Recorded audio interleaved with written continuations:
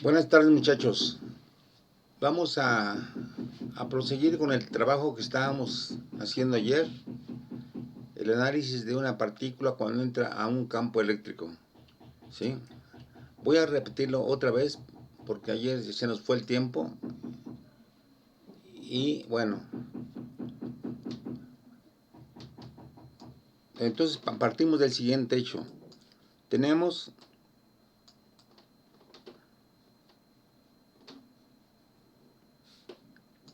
una placa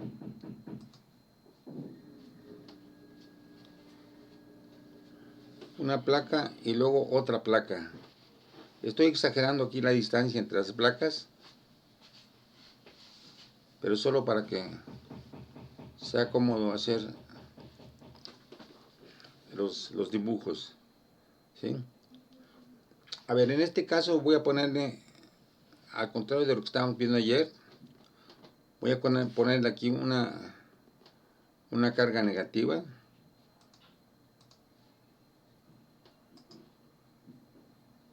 Sobre la placa.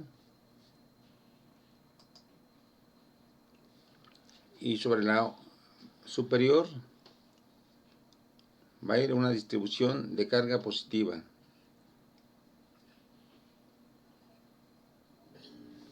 Entonces aquí tenemos una carga Q y una carga negativa menos Q. En este caso el campo va a ir hacia abajo porque va de las cargas positivas a las negativas. Bueno, ahora vamos a dibujar un sistema de coordenadas que sea así.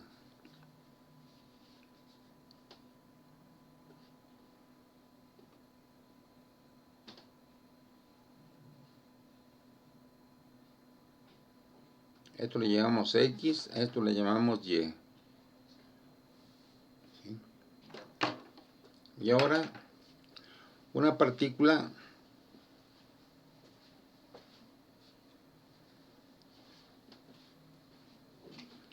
con una carga Q minúscula y con velocidad v. Además tiene una masa m.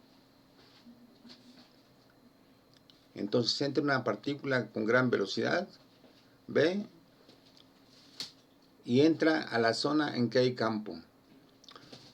Si la partícula es positiva, entonces va a sentir el campo producido por este arreglo de cargas. Por lo tanto, su trayectoria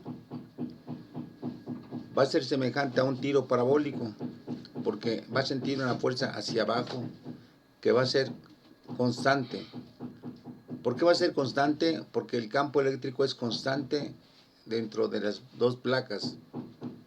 Entonces su trayectoria va a ser más o menos esta.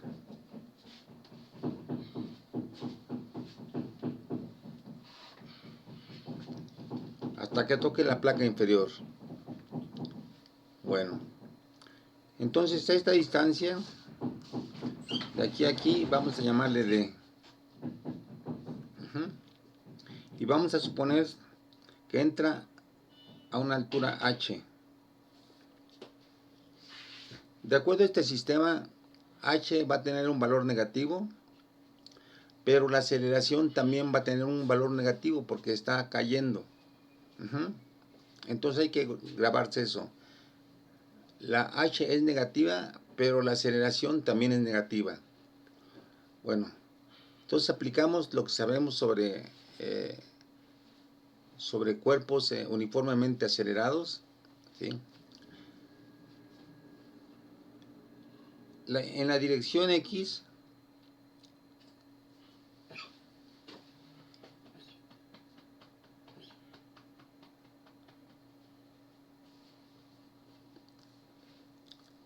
o sea, en esta dirección, B va a ser constante. Y de hecho, B va a ser igual. Fíjense, va a recorrer esa distancia D en un tiempo T. Por lo tanto, el tiempo que va a tardar en caer va a ser D sobre B. ¿Sí? Hay que grabarse esto. D igual a D sobre B.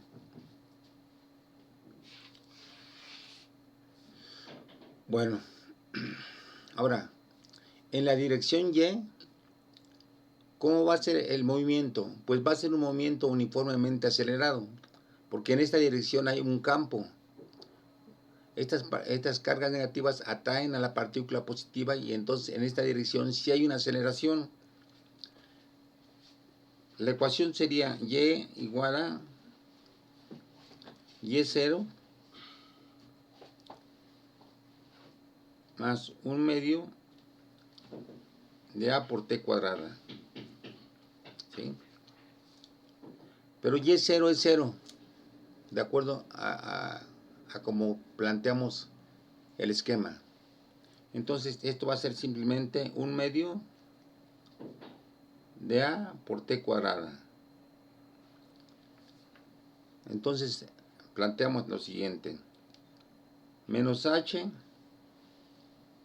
va a ser igual a 1/2 de A por T cuadrada. ¿Sí? Recordando que la aceleración es negativa, y como esto es negativo, pues esto va a ser, finalmente, se van a anular los signos negativos.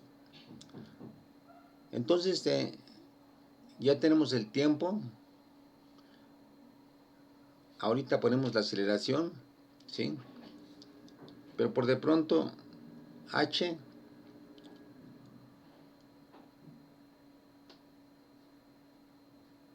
va a ser igual a menos 1/2 de la aceleración por el tiempo al cuadrado, pero el tiempo es D sobre B al cuadrado. Entonces aquí tenemos dos signos negativos que los podemos eliminar. Si multiplicamos por menos 1 cada lado, entonces se vuelve positivo y ya tenemos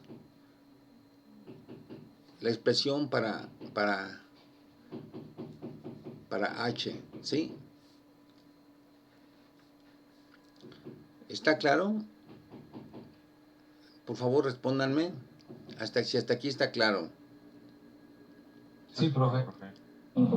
Bueno, ahora, aquí el punto es expresar la aceleración. Bien. Entonces vamos voy a hacer en un recuadro de este lado.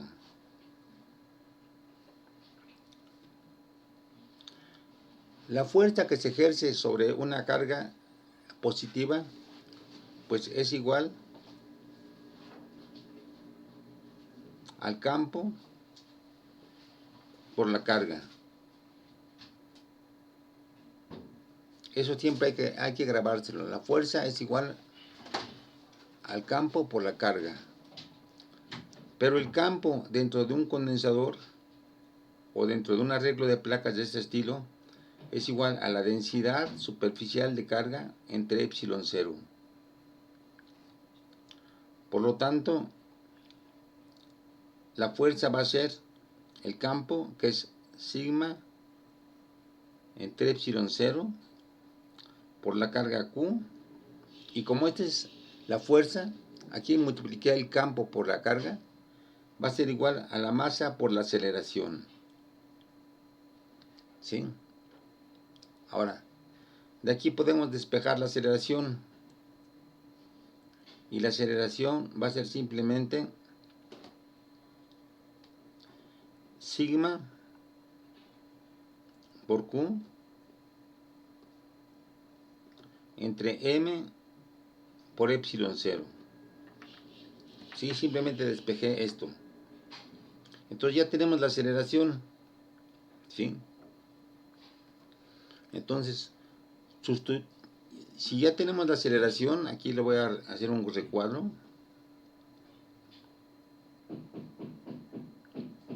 Entonces ya tenemos que H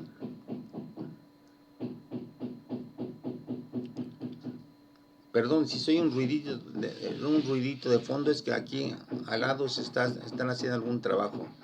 Espero que no sea muy molesto. Bueno, entonces H igual a 1/2 de la aceleración, pero la aceleración es sigma por Q entre M por epsilon 0. Esta es la aceleración, ¿sí? Lo voy a poner así. Esta es la aceleración.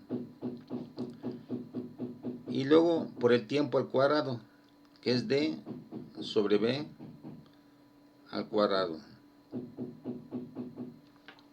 Bueno, una de las cosas que me pueden importar de todo esto es encontrar la distancia que va a recorrer la partícula antes de tocar la placa inferior. O sea, encontrar el valor de D. Pues yo puedo despejar de aquí el valor de D y tendríamos que D entre B al cuadrado sería H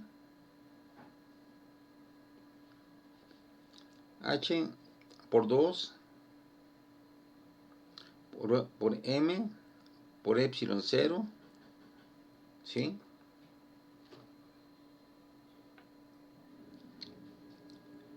A ver, estamos despejando D entre B cuadrada, sería H por 2, perdón, me equivoqué. Vamos a hacerlo bien. Entonces D entre B al cuadrado va a ser igual a, voy a despejar esto, sería 2 veces M epsilon 0 por H, ¿sí? Y luego divido entre sigma Q, ¿sí? Y luego voy ya que así, ¿no? Pero este es el cuadrado de D entre B. Entonces será 2M0, pero, perdón, por B. No, aquí no he despejado B. Bueno, ya entonces despejo D. Y D queda como, bueno, D cuadrada. D cuadrada queda como 2M epsilon 0 H entre sigma Q por B cuadrada. Y entonces ya finalmente D queda como la raíz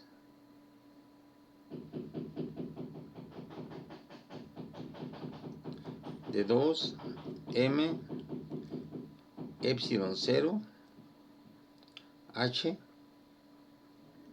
sigma Q por B. Ya tenemos la expresión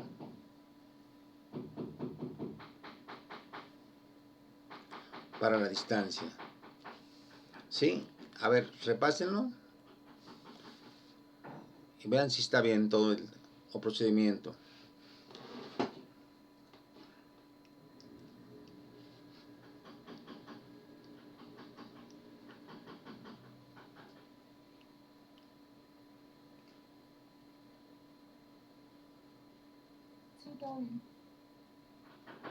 ¿Está bien o está mal? ¿Algún error o está bien? Despejamos D. ¿Sí?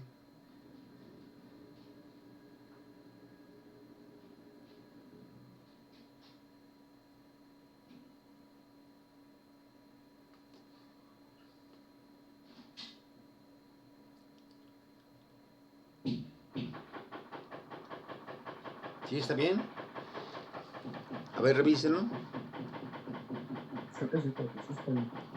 Bueno, ok. Bueno, ¿qué es lo que nos dice esta ecuación? Lo que nos dice la ecuación es que a mayor velocidad, mayor va a ser la distancia de, o sea, entre más rápido entre la partícula, ¿sí?, mayor va a ser la distancia de. Por ejemplo, si la velocidad se doblara, pues caería entonces la partícula como por aquí. Voy a...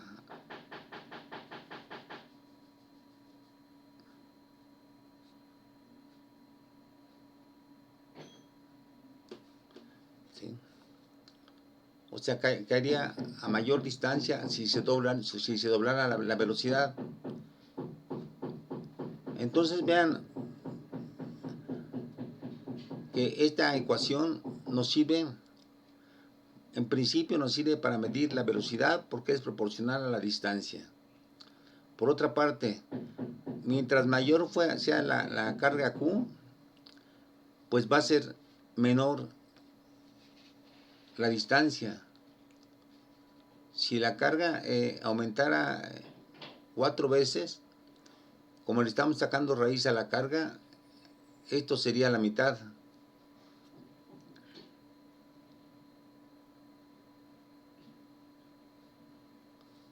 ¿Sí? Si la carga aumentara 4 veces. Entonces, este dispositivo, por sencillo que parezca, nos permite distinguir entre las cargas que están entrando y sus velocidades. Vamos a hacer un ejemplo. Bueno, lo van a hacer ustedes y vamos a dar valores para que vean cómo se puede resolver. A ver, vamos a ver. Vamos a dar una sigma, una densidad de carga superficial de 8 por 10 a la menos 6 coulombs por metro cuadrado. ¿Sí? Bueno, vamos a darle la masa de un protón. Y la masa de un protón es 1.67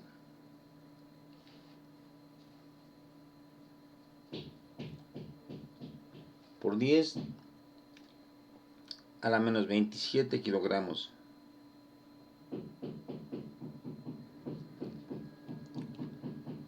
Bueno, la carga del protón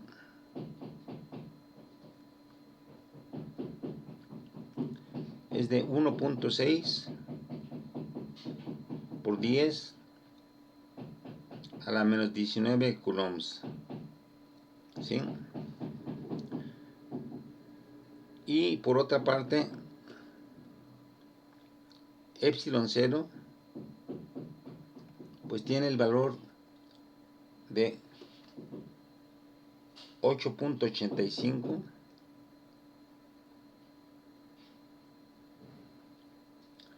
por 10 a la menos 12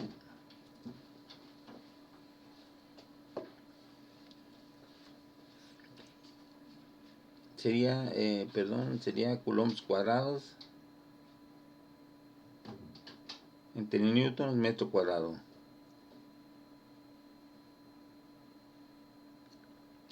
Y solo nos falta dar la velocidad.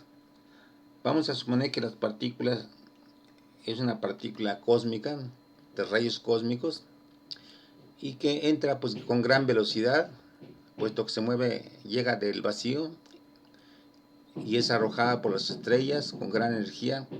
Vamos a ponerle 100.000 metros sobre segundo. ¿Sí? Entonces vamos a ver. Solamente nos falta poner H. Bueno, H vamos a ponerle, voy a poner por otro lado, a ver si me alcanza hasta el final.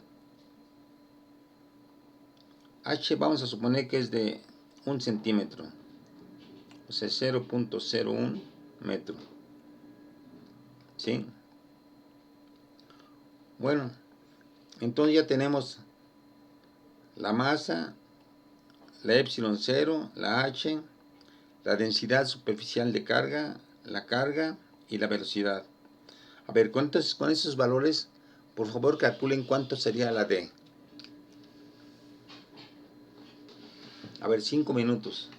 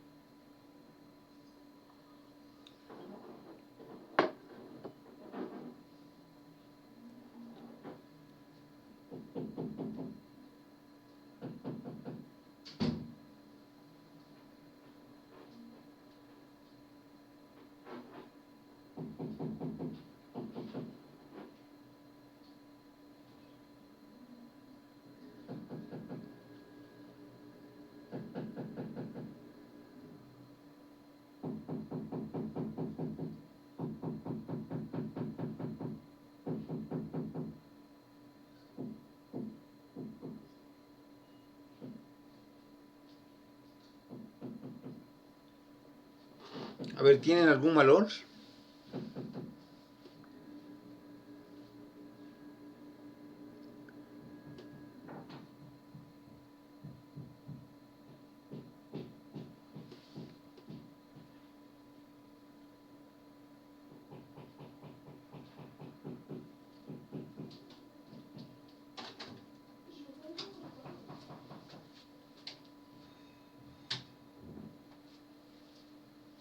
Yo tengo 1.51, bueno, 52 por 10 a la menos 3 metros.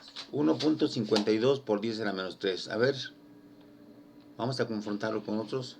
Sí, a mí también me da lo mismo. ¿Sí? ¿También? A ver, otro Sí. tercer valor.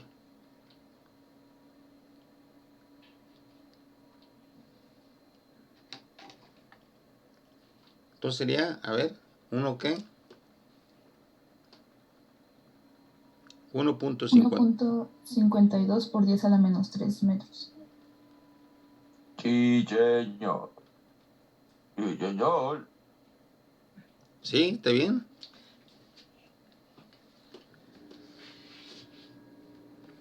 O sea, 1.52 milímetros, ¿no? ¿Sí? A ver, vamos a ver.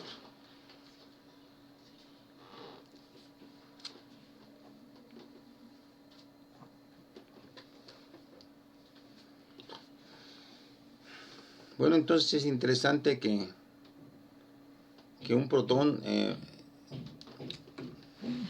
que se metiera en el campo de este par de placas seguiría esta trayectoria y esta distancia sería de 1.52 milímetros. ¿Sí? Naturalmente, si viniera el mismo protón a mayor velocidad, como la distancia es proporcional a la velocidad, pues se caería más lejos. ¿Sí? Por ejemplo, si en vez de ser 100.000 metros sobre segundo fuera 200.000 metros sobre segundo, pues ¿a qué distancia caería?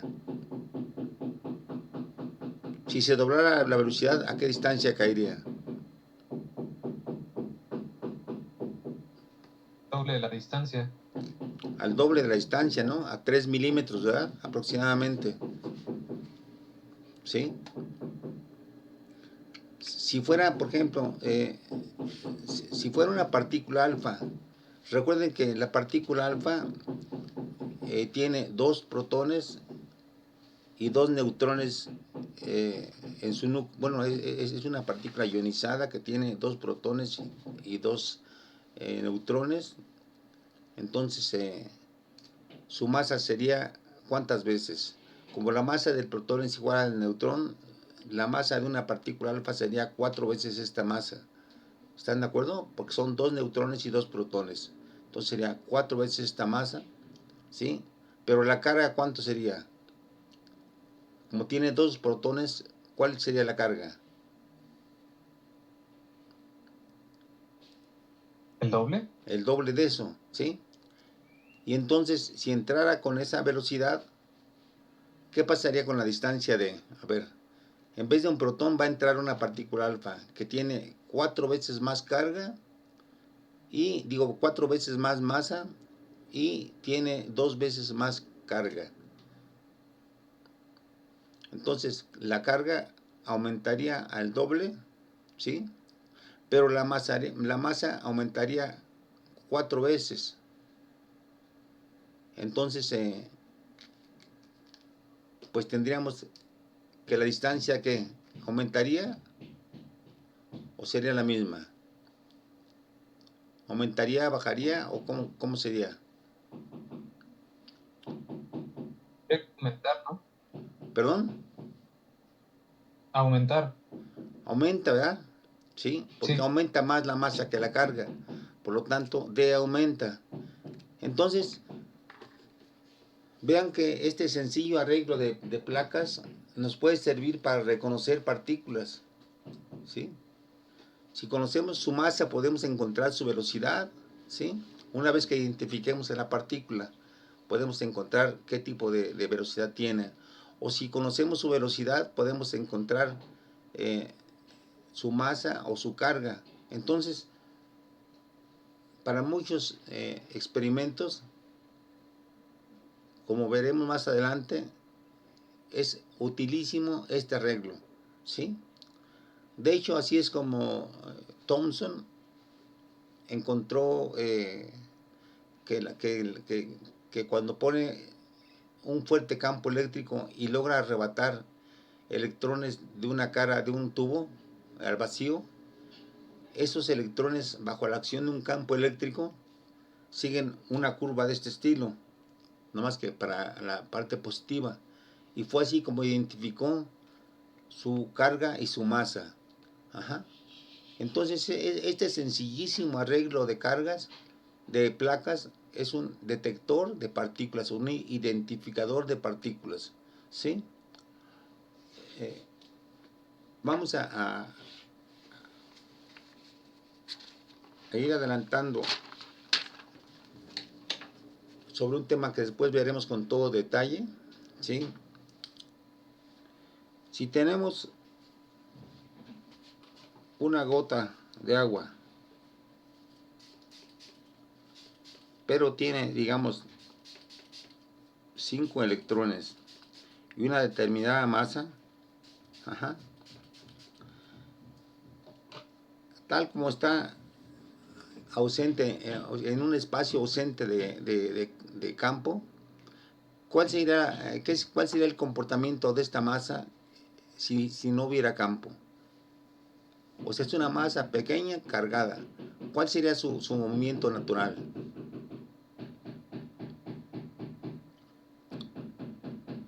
A ver, díganme.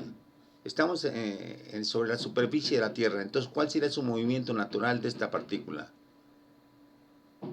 ¿Hacia arriba, hacia abajo, hacia los lados o cómo?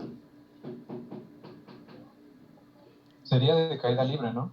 Una caída libre, ok. Una caída libre. Y si fuera en un medio en el cual hay aire, o sea, un medio que tiene resistencia al movimiento de la partícula, ¿qué pasaría mientras va avanzando la partícula hacia abajo?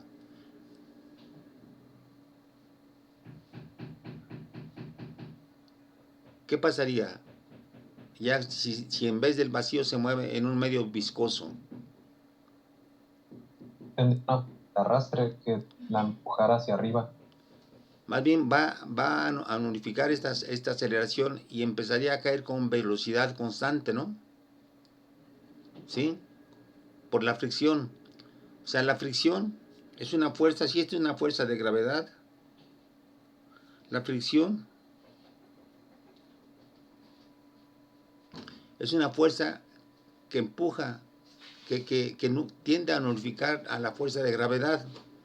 Por lo tanto, cuando los dos sean iguales, ¿con qué velocidad se va a mover? ¿Puede haber aceleración si las dos fuerzas son iguales?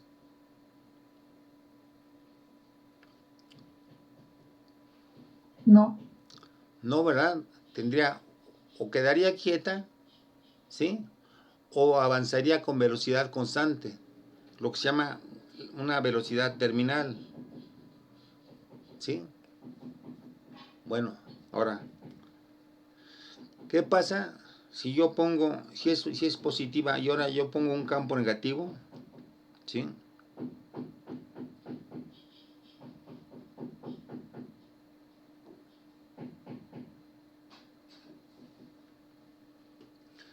¿Qué pasaría con esta partícula si yo pongo un campo negativo?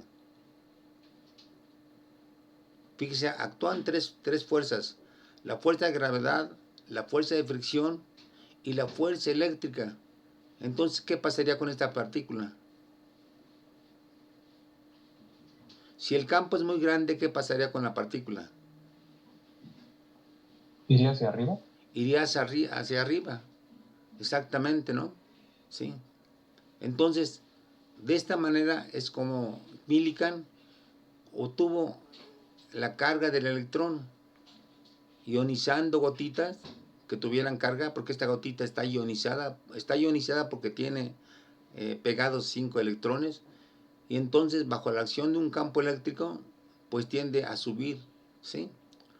Y entonces eso lo veremos con detalle para que veamos qué mecanismos intervienen en este experimento, de tal forma que podamos encontrar cuál es la carga del electrón, ¿sí? Vamos a dedicarle toda una clase a describir el experimento de Millikan, que aparentemente es muy sencillo aquí, pero fíjense qué tipo de cosas necesitamos conocer. Bueno, esto se va a mover con una velocidad terminal debido a la fricción, pero entonces tenemos que conocer el coeficiente de fricción o el coeficiente de viscosidad del medio. Si baja dentro del aire, en el aire, entonces del aire conocemos su coeficiente de viscosidad. Ok. Por otra parte, su velocidad terminal depende de la masa y del radio de la esfera. Bueno, entonces, gracias al teorema de Stokes, podemos conocer su masa y su radio. Entonces, conocidos esos, pero otra cosa importante, que si la partícula es bastante pequeña, la voy a dibujar aquí como una partícula pequeña, ¿sí? Entonces, de hecho, recibiría los golpes azarosos de las partículas, de las moléculas de aire que no se notan. Entonces, esta esferita empezaría a moverse en una forma azarosa, ¿sí? O sea, experimentaría lo que se llama el movimiento browniano.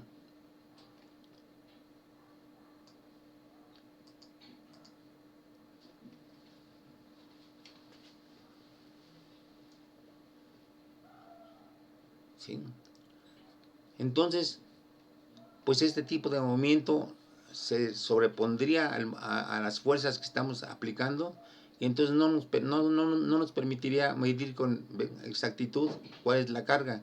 Entonces, de todo un conjunto de partículas con diferentes tamaños, ¿sí? Habría que escoger las cuales estén a salvo del movimiento browniano, ¿sí? Entonces, de hecho, les voy a pasar un video que yo saqué para que vean cómo se comportan las partículas cargadas dentro de un campo eléctrico, ¿sí? Eso lo vamos a ver en las siguientes clases, porque pues es impresionante el comportamiento de las partículas cargadas dentro de un campo eléctrico, ¿sí? Otra cosa interesante que hay que considerar, si la partícula es una gota de agua, la gota de agua, dado que hay una cierta temperatura, tiende a evaporarse y entonces va disminuyendo de tamaño muy rápidamente, tan rápidamente que impide hacer un buen experimento. Entonces, al ayudante de Millikan, que estaba haciendo su doctorado con él, se le ocurrió poner, en vez de unas gotas de agua, se le ocurrió poner gotas de aceite, ¿sí? Y entonces las gotas de aceite pues resisten a la evaporación. En fin, fue un experimento muy, muy cuidadoso, ¿sí? Y en la siguiente clase vamos a ver cómo es posible modular la magnitud del campo eléctrico, ¿sí? Bueno, le dejamos aquí y regresamos en 5 minutos para proseguir ahora viendo un concepto nuevo, como es el concepto de potencial eléctrico o voltaje.